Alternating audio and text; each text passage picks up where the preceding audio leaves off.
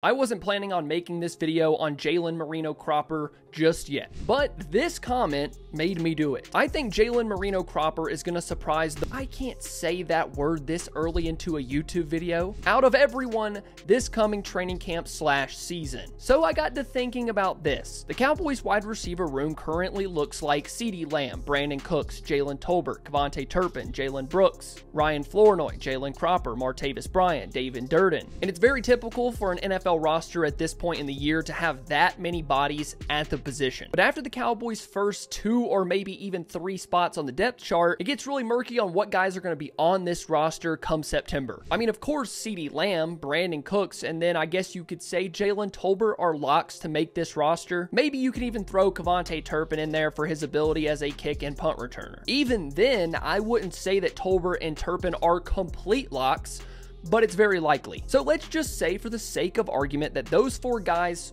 are safe. That leaves potentially 2 spots open, assuming the Cowboys are going to carry 6 wide receivers. And I believe that Jalen Marino Cropper is a dark horse player to potentially find his way onto this roster in 2024. Let's talk about it.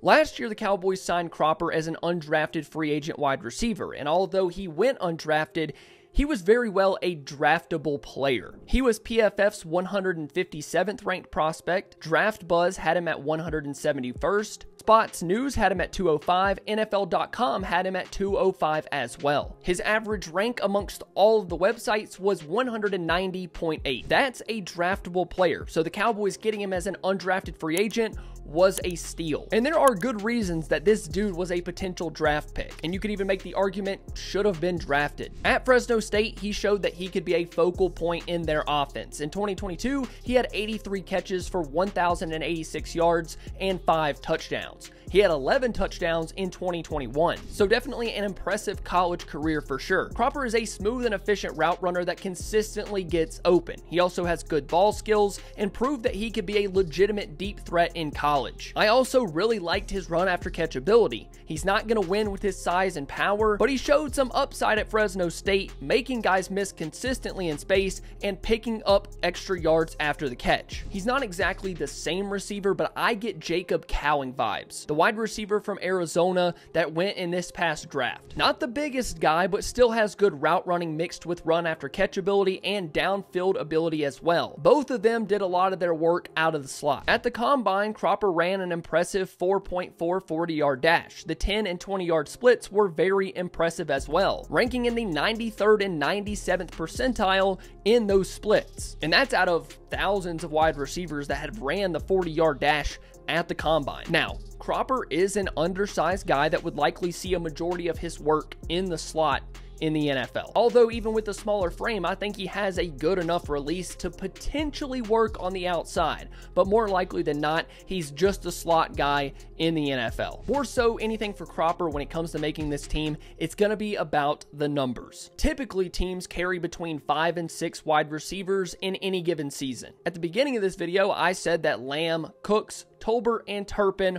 are assumingly safe during cuts. So that leaves 2 spots to fill. The Cowboys have invested actual draft capital into guys like Jalen Brooks, who I thought had a great rookie season for a 7th round pick. They also invested in Ryan Flournoy, who was an impressive athlete and a 6th round pick in 2024. After that, it's just undrafted free agents and off the street signings like Martavis Bryant. I think in this situation, you have to account for the Cowboys loving their draft picks. It's both a strength and a weakness for this team. I've never seen a team consistently keep 6th and 7th rounders on the roster like Dallas does. Cropper wasn't a draft pick, and with Brooks and Flournoy having actual draft capital invested in them, he's going to have to really stick out at camp, particularly over those 2 guys. He's going to have to be markedly better than the 5th and 6th wide receiver on this team. A good camp and a very good preseason. And even with all of that, in the end, he might just end up being this team's 7th wide receiver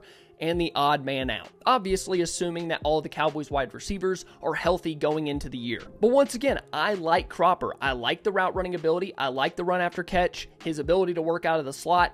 He's an intriguing player, especially for this Cowboys offense. As much as they like to move CeeDee Lamb around, it would be kind of cool to have a guy that works primarily out of the slot and is a pretty polished route runner and receiving threat. He's just young and inexperienced. Sometimes with guys like this, you just wish that they were draft picks so you could see legit opportunities for them. And while the Cowboys wide receiver room isn't anything guaranteed past the top 2 roster spots, Jalen Cropper certainly isn't a lock to make this roster. But I agree with the comment. I think he's going to surprise a lot of people and really make a push for it. He spent all of last year on the practice squad. He was in an NFL building, practicing and working out with NFL players. Maybe he takes a step forward and surprises a lot of people. So that's all I got for you guys today. Please make sure to leave a like and subscribe to the channel. Thank you guys so much for watching. I love you all, and I'll see you next time. Bye.